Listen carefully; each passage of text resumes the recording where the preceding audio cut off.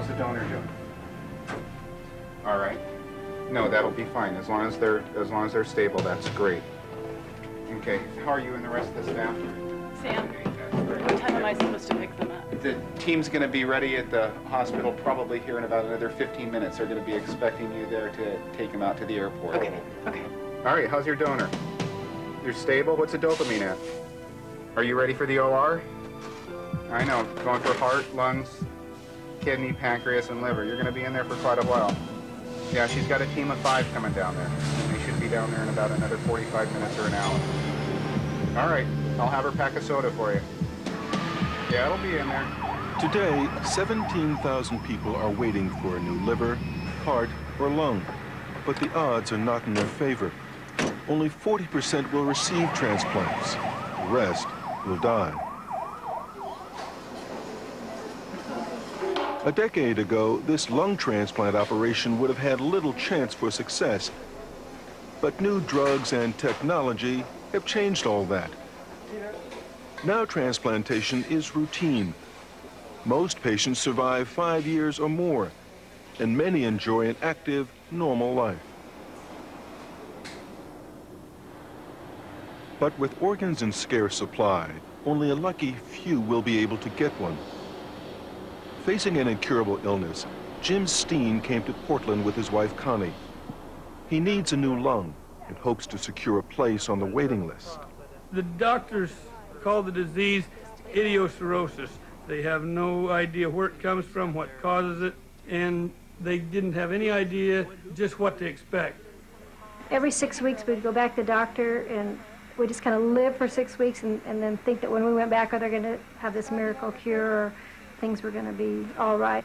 The future's uncertain. You know, he's getting sick enough now in the sense he needs a wheelchair and he's, to be taken care of all the time. That he needs to be getting along pretty fast. And so we all just hope for the best. Everything I need, hon. Give me a kiss. Mm-hmm. Jim and Connie moved to a friend's apartment in Portland, so they'll be close to the transplant hospital. But the city is a long way off from their mountain home in Northeast Oregon. It's a high mountain valley, lush green meadows, a lot of streams. It's almost like a dream. And we run a commercial outfitting business for outdoor vacations for families. You're not going to get rich, you're going to work hard, but at least you enjoy getting up every day and looking forward to what you're going to do.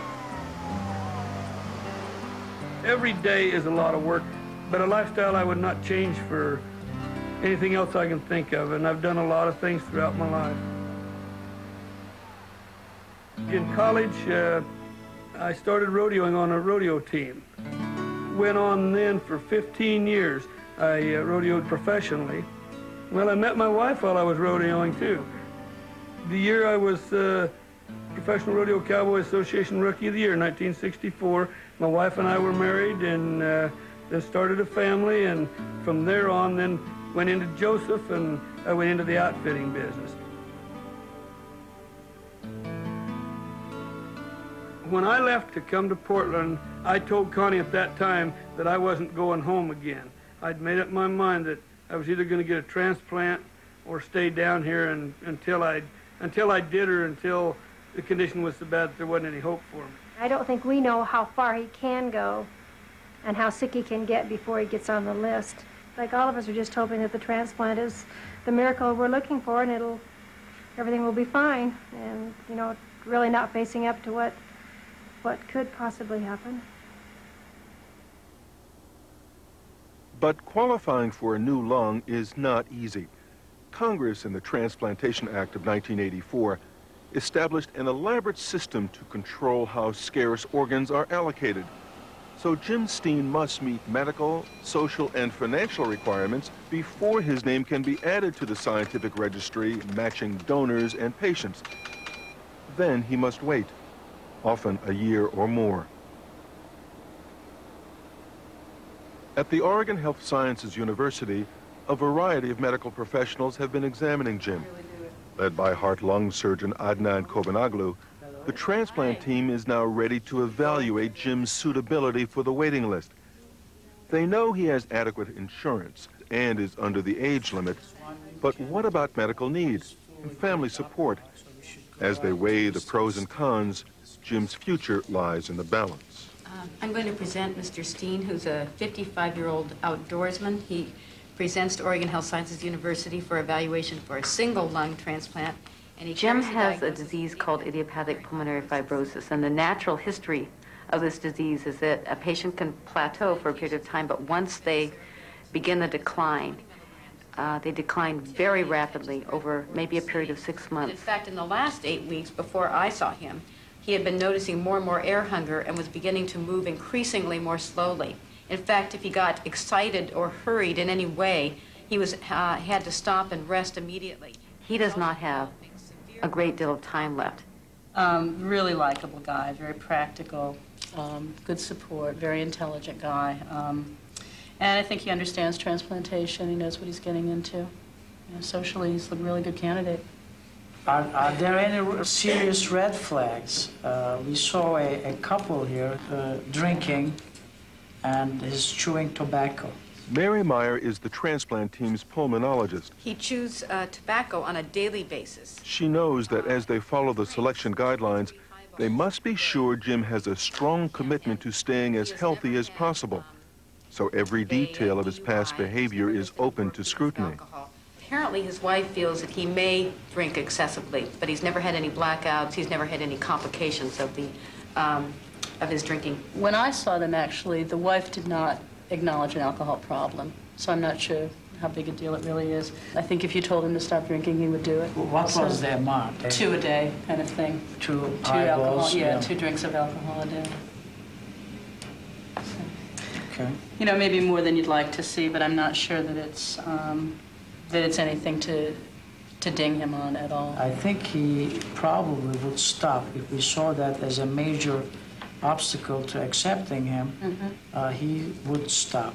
I don't think it would be a problem, but I think we should, for the sake of the transplant and the patient and the fact that they're on drugs that involve the liver, I think we should request that he reduces his intake. He's on oxygen all the time now, right? I think he has been pushing the envelope a little bit because he actually was riding horses with an oxygen tank on the back of the horse. And so he's so vigorous and so energetic. That is motivation. That's Yes. very important factor in being a candidate for a lung transplant. He certainly is a go-and-getter type of person. That's the type of patient that we want. If he's motivated enough to strap the tank on and go for a ride, he should do good. My feeling is that everybody sees him as a very good candidate, and we should accept him and have him promise that he's gonna quit drinking the 2 highballs a day. What happens if somebody doesn't get transplanted? They need multiple hospitalizations, one after another, numerous times a year.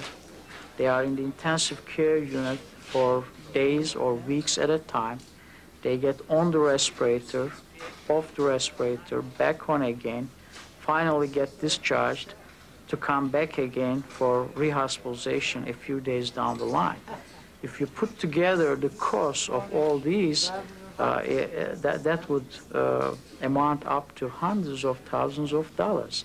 And then they die. After all that cost, they go on to die. That's not a very effective utilization of resources. Hi, guys. On the other side of town, Bill Hinkle has been on the waiting list for 4 months. Unlike Jim Steen, Bill can work. However, his lung disease requires expensive drugs to keep him alive. I was actually diagnosed in 1987. Hi, Jim. I'm Bill Hinkle. Hi, Bill. Congratulations. I was noticing shortness of breath. It just kept getting progressively worse, so I was directed to a doctor who suggested that I have a blood test done to determine whether or not I had what he called alpha-1 antitrypsin deficiency. Congratulations. Thank you. Get your salesman for you. We waited a week thinking that if he did have it, there was something we could do. And so then when they said, oh yeah, you have it, and then he asked him what he could do, and they said, there's nothing you can do. try to take all the drugs that you can that make you feel better, and basically didn't give us much hope at all. My morning ritual, I guess it's best to maybe relate it to what I used to do. And what I used to do is that I would get up in the morning and I'd have a cup of coffee and a cigarette to get my motor running. So now, rather than having the cup of coffee and a cigarette, I come downstairs and I take my little regimentation of pills. Well, he takes several bronchodilators that just open up his airways, and he takes diuretics to get rid of the water retention. He takes steroids.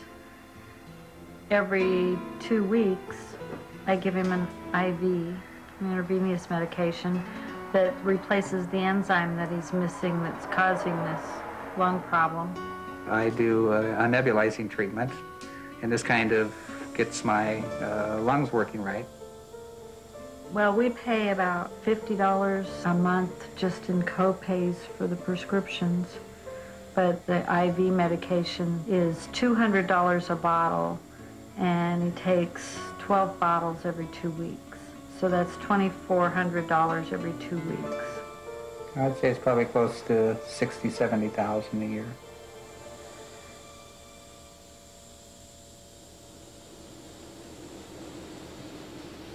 Bill Hinkle's health insurance will take care of most of his medical expenses, including a transplant. Fortunately, his job provides the necessary coverage, and with it, a second chance at life. The cost for a heart transplant runs in the low $100,000 range, and for a lung, it is about $50,000 or $60,000 higher.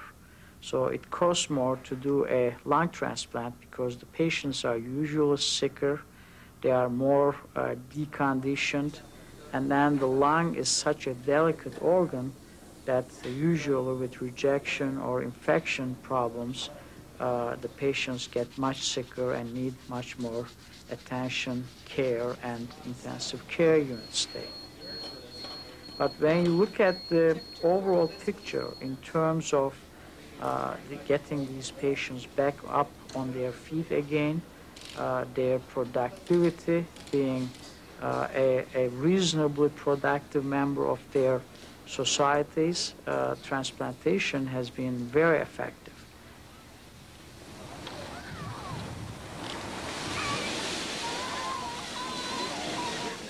If it were to cost $250,000 to live a year, to me, my life isn't worth that.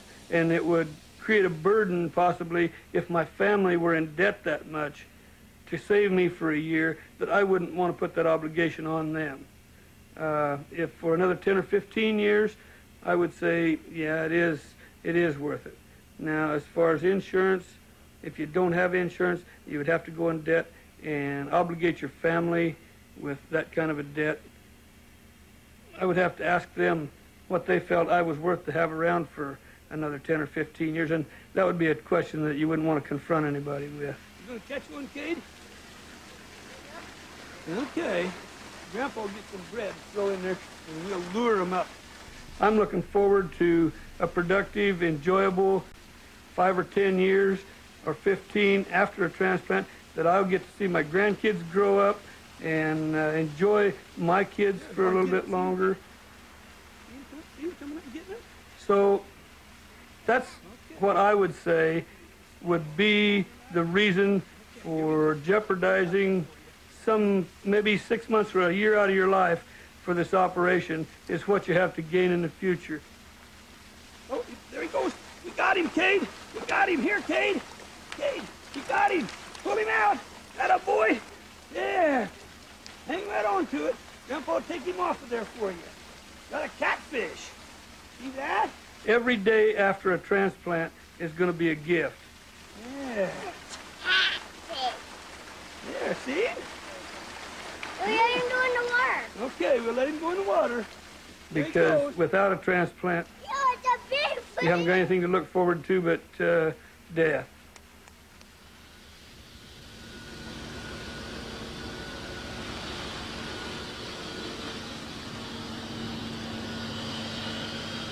Well, I was a heavy drinker. I was a chronic alcoholic. I quit drinking by the grace of God in 1981. And at that time, I was also smoking 3 packs of cigarettes a day, and I quit smoking 9 years ago. I went through DTs, and as a result of the DTs, I had a spiritual experience. I got to know God up close and personal, and I remember seeing myself lying dead on a bed, and he told me that I was going to have to go back into this body and go on from there. But one of the things that he told me when he was putting me back in my body was that he was going to put me back together physically with different pieces. And the part that never made any sense to me was how he was going to put me back together with different pieces. But now I understand, because with a lung, I'll be pretty much able to do whatever it is that I want to do. The public seems to take issue with abuse of their body, and then needing to requiring an organ at the end of that. But there are so many ameliorating circumstances that I think it's very difficult to be judgmental of those people. And abuse is a human quality, unfortunately. Most human beings are not perfect. They abuse their bodies in many ways, in overeating and not getting enough rest, not exercising enough, and not sleeping. So why is one person's habit worse than another's? So we don't really deal with those kinds of issues. As long as the person is going to take care of that organ afterwards, then I think that we are pretty egalitarian with regard to transplantation. Hi, we're here to see Dr. Myers. Thank you.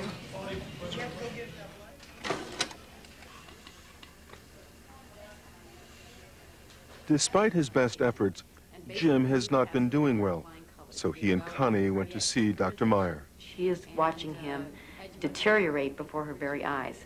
And so he is very different from the vigorous person that she knew 6 months ago. So she looks very frightened. To ask you about how you're doing and how things have been going over the last couple of months. Since that time, I've been going downhill pretty fast.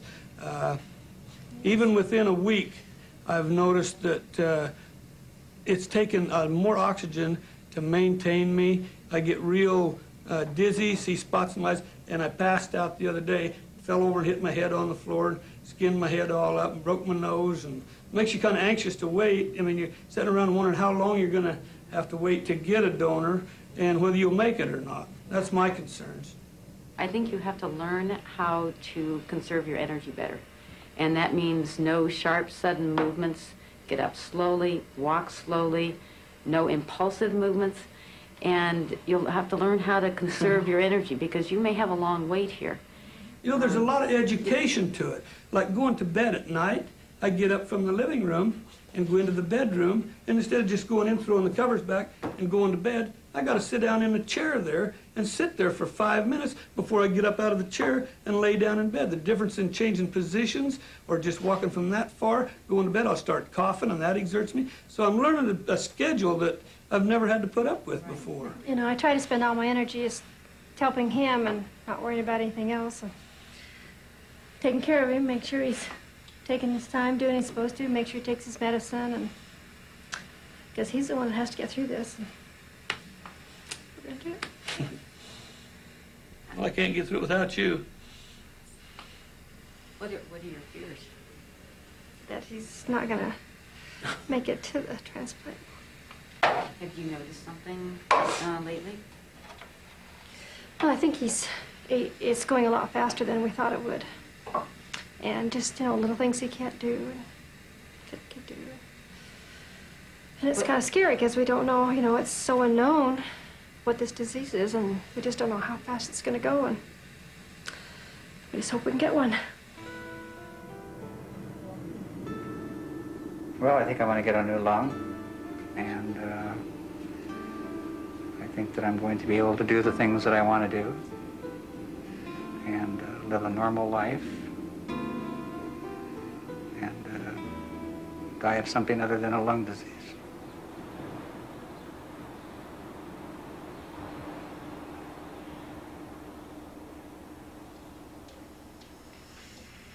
My life right now, other than getting to share it with my wife, is not something that I really enjoy. I hate to put it this way, but we're cooped up in a little apartment in a complex in Portland, Oregon that I'm not accustomed to. I've never lived this way in my life. Other than staying overnight in a place like this at a motel, it's the worst situation I've ever had to confront with.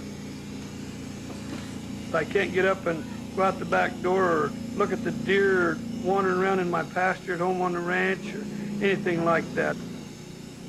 You have to make a decision. Do we want to live this way for a year down here of your life, or do we want a quality life we could have lived at home for your last year? Say it could have been your last year. Or do you take a chance on the transplant, and if it doesn't work, then you die and you haven't done what you wanted to do the last year? So that was the biggest decision I think we had to make. I think it's the right decision. I think we're glad we made it, and we're really looking forward to good possibilities. Good night.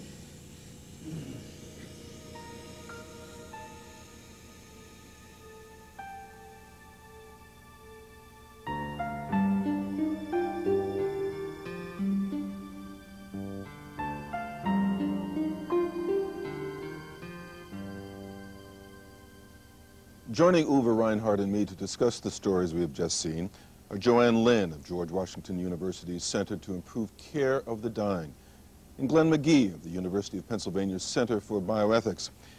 Uwe, you're an economist, but it seems to me that Jim Steen's cost-benefit analysis of his own transplant was really quite remarkable. It is so concise. A PhD wouldn't have been able to put it this well. He talks about what life is worth to him, not life, but he says life years. And then he talks about what it might be worth to his family. And he also mentions that that's perhaps not a question you would want to put to a family. But in the process, he really raises then the issue, should that be collectively financed somehow? Should society at large make those decisions and not put that moral burden of weighing dollars versus life years on the family? I thought it was a very eloquent statement. In fact, that family is an elegant and eloquent family. Glenn, really one of the basic questions about all of this is whether or not the system is fair. Scarce procedures really have been our culture's first big experiment with trying to devise a system that's fair. Beginning in the 60s in Seattle with decisions about who should get dialysis, we've wondered about the tough ethical issues. They arise when you don't have enough organs. So in these cases, we've got really 3 different levels where the decisions are made. The decision about whether or not Mr. Steen should get an organ is really made in the first case when it's determined whether or not he has insurance